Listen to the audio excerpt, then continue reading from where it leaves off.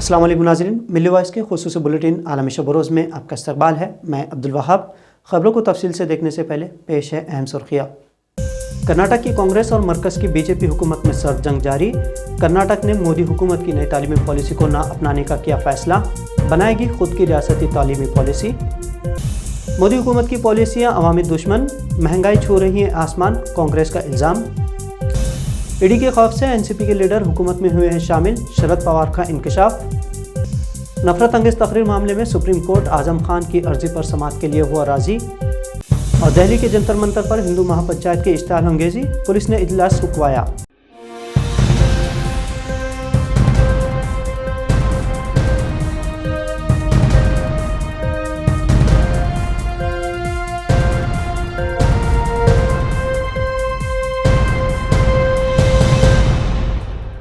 मरकज़ की बीजेपी हुकूमत पर इल्ज़ाम लगता रहा है कि वो नई तालीमी पॉलिसी के तहत अपने नज़रियात हर भारतीय शहरी पर थोपने की कोशिश कर रही है और इसीलिए कर्नाटक की कांग्रेस हुकूमत ने मोदी हुकूमत की न्यू एजुकेशन पॉलिसी 2020 को मुस्तरद करने का फैसला किया है।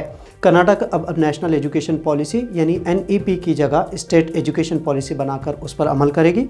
कर्नाटक के नायब वज़ीर आला D शिव कुमार ने बीजेपी की नई तालीमी पॉलिसी को ना अपनाने के फैसले का ऐलान करते हुए कहा कि कर्नाटक की हुकूमत ने NEP के तमाम पहलुओं का जायज़ा लिया है और इस जायज़े में तालीमी माहिरीन ने पाया कि मरकज़ की न्यू एजुकेशन पॉलिसी बच्चों के लिए ज़्यादा फ़ायदेमंद नहीं है और इसीलिए कर्नाटक हुकूमत NEP को खारिज कर रही है। कर्नाटक के नायब वज़ीर आला ने यह भी कहा कि कर्नाटक हुकूमत आइंदा तालीमी साल से रियासत की एजुकेशन पॉलिसी बनाकर उस पर अमल करेगी और रियासती तालीमी पॉलिसी के लिए बाज़ाब्ता एक कमेटी भी तश्कील दी जा रही है जो एक हफ्ते में उस पर काम भी शुरू कर देगी। मोदी हुकूमत की इसी मुतनाज़ा नई एजुकेशन पॉलिसी को पहले ही केरला और तमिलनाडु ने मुस्तरद कर दिया है।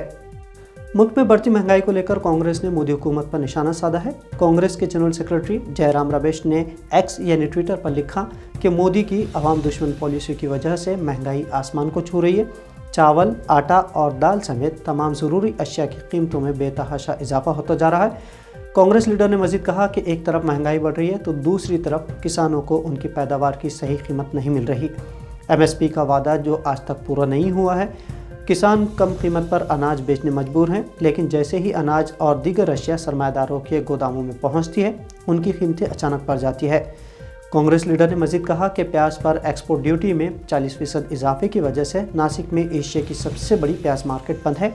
अवाम अब समझ चुकी है कि इस हुकूमत की सारी तवज्जो सिर्फ वज़ीर आज़म की छवि बचाने और सरमायादारों दोस्तों को फ़ायदा पहुँचाने पर है। महाराष्ट्र में NCP के MLAs तहकीकाती एजेंसियों के खौफ से बीजेपी हुकूमत में शामिल हुए हैं। इस तरह का दावा किया है NCP सरबराह शरद पवार ने। शरद पवार के मुताबिक NCP के कई सारे लीडर्स ED की नज़र में थे और वो तहकीकात का सामना नहीं करना चाहते थे। शरद पवार ने अपने भतीजे अजीत पवार का नाम लिए बगैर कहा कि हाल ही में हमारे कुछ लोग हुकूमत में शामिल हुए हैं। वो कह रहे थे कि वो तरक्की के लिए हुकूमत में शामिल हो रहे, लेकिन ये सच नहीं है। उनमें से कुछ लोग हुकूमत में शामिल हुए हैं क्योंकि वो ED और दीगर जांच एजेंसियों की तहकीकात का सामना नहीं करना चाहते। उत्तर प्रदेश हुकूमत के सियासी अताब का शिकार होने वाले समाजवादी पार्टी के लीडर आजम खान को सुप्रीम कोर्ट से कुछ राहत की उम्मीद बंधी है। सुप्रीम कोर्ट ने नफरत अंगेज तकरीर के मामले में आजम खान की अर्जी पर समाअत के लिए रजामंदी जाहिर की है।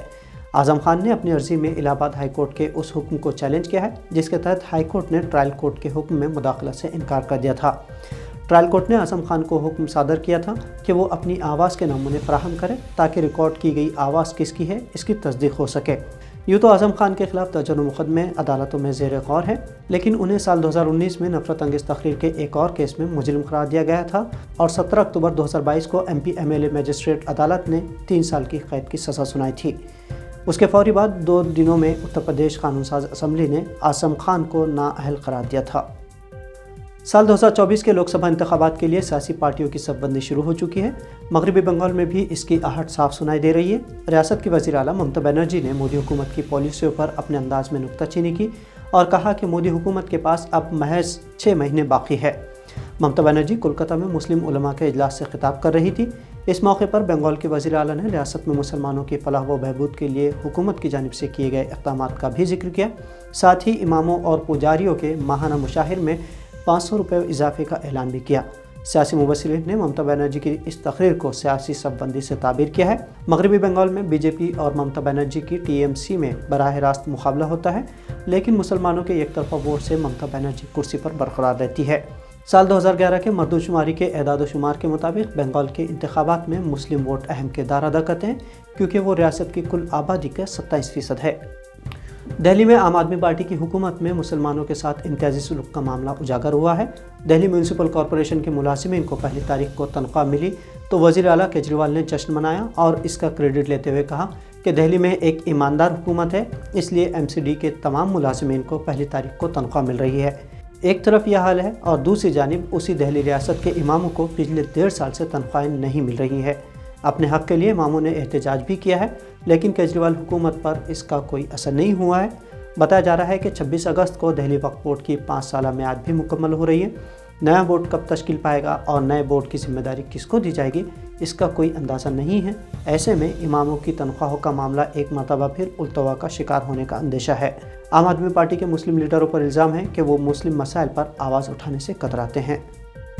मुल्क में लिंचिंग के मामले रुकने का नाम नहीं ले रहे हैं। अब शरपसंदों के हौसले इतने बुलंद हो गए हैं कि मुल्क के इक़्तिसादी राजधानी यानी मुंबई में भी मुसलमानों को दिन के उजाले में निशाना बनाया जा रहा है। ऐसा ही एक वाक़या घाटकोपर इलाके में पेश आया, जहां बताया जा रहा है कि एक 30 साला नौजवान शाहिद यूनुस खान को शरपसंदों ने नाम पूछकर उस पर हमला किया और जय श्री राम का नारा भी लगाने मजबूर किया।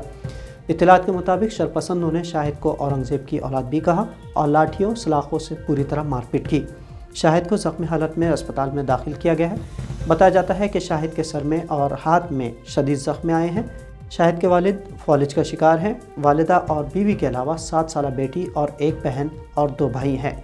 शाहिद अकेले ही अपने ख़ानदान की किफ़ालत करते हैं। शरपसंदों के हमले की वजह से वो कई माह तक काम करने से क़ासिर है।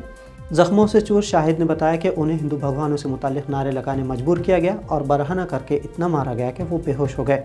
पुलिस ने शरपसंदों के खिलाफ फ़िलहाल मुकदमा तो दर्ज कर लिया है। मकामी लोगों का इल्ज़ाम है कि पुलिस सियासी दबाव में काम कर रही है और इसीलिए किसी की गिरफ्तारी अमल में नहीं आई है। नफरत बढ़ाने के मामलों में सुप्रीम कोर्ट की सिर्फ बार बार की हिदायतों और किसी को भी अब तक सख्त सज़ा न देने के सबब फ़िरका परस्तों के हौसले बुलंद हैं। नफरत सरेआम परोसी जा रही है। हरियाणा के नूह में फसादात के बाद अब कुछ फ़िरका परस्त तंजीमें मुल्क के माहौल को ख़राब करने की साजिश कर रही हैं। गुज़िश्ता रोज़ दिल्ली के जंतर मंतर पर हिंदू महापंचायत हुई। इस महापंचायत से दहशतगर्द खुद साख्ता स्वामी यति नरसिंहानंद ने खिताब किया और मुसलमानों के खिलाफ इंतहाई नफरत अंगेज़ रिमार्क्स किए।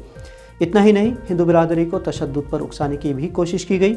इसी दौरान हिंदू महापंचायत के पंडाल में मौजूद पुलिस अफसरान ने जब मुक़र्रिरीन की जानिब से नफरत अंगेज़ तकारीर सुनी तो पुलिस ने मुदाखलत की और पंचायत को फौरी रुकवा दिया। मुतनाज़ा स्वामी यति नरसिंहानंद को वहाँ से मुंतकिल कर दिया गया और दीगर 100 से ज़ायद शुल्का को मुंतशिर कर दिया गया। हालांकि 11 अगस्त को ही फिर से सुप्रीम कोर्ट ने किसी भी मजहबी बिरादरी के खिलाफ नफरत अंगेज़ तकारीर को नाकाबिल कबूल करार दिया था और ऐसे लोगों के खिलाफ सख्त कार्रवाई करने की हिदायत भी दी थी। इसके बावजूद सुप्रीम कोर्ट का भी डर इन इंतहा पसंदों को नहीं रहा है।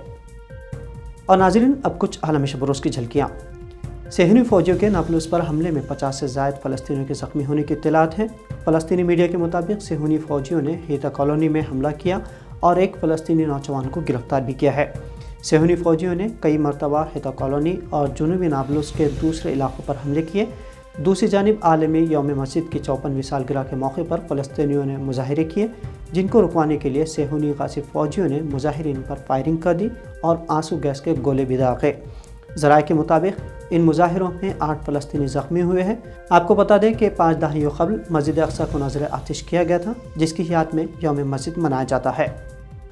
अमेरिका और ईरान के दरमियान मुआहदों के बावजूद ईरान की जेलों में कैद अमरीकियों की रिहाई के लिए 2 महीने लग सकते हैं। इस बात की जानकारी ईरानी वज़ारत ख़ारजा के तर्जुमान नासिर कनानी ने दी है। एक प्रेस कॉन्फ्रेंस से बातचीत में कनानी ने कहा कि एक मखसूस टाइम फ्रेम का ऐलान किया गया है और अमरीकी कैदियों की रिहाई के लिए ज़्यादा से ज़्यादा 2 महीने लगेंगे। इस माह के शुरू में तेहरान और वाशिंगटन ने एक माहिदा किया था, जिसके तहत ईरान में कैद 5 अमरीकी शहरियों को रिहा किया जाएगा, जबकि जनूबी कोरिया में मौजूद ईरानी असासों में से $6 अरब जारी कर दिए जाएंगे।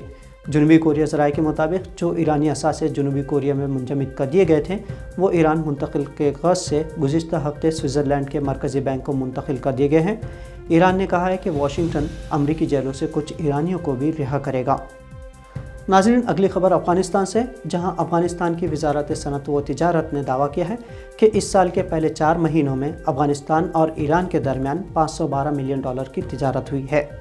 وزارت کے ترجمان اخندزادہ عبدالسلام جواد نے بتایا کہ سال 2023 کے پہلے 4 مہینوں کے دوران جمہوریہ ایران کے ساتھ افغانستان کی تجارت $512 ملین کی ہے، جس میں سے تقریباً $506 ملین درآمدات اور $6 ملین کی برآمدات ہیں۔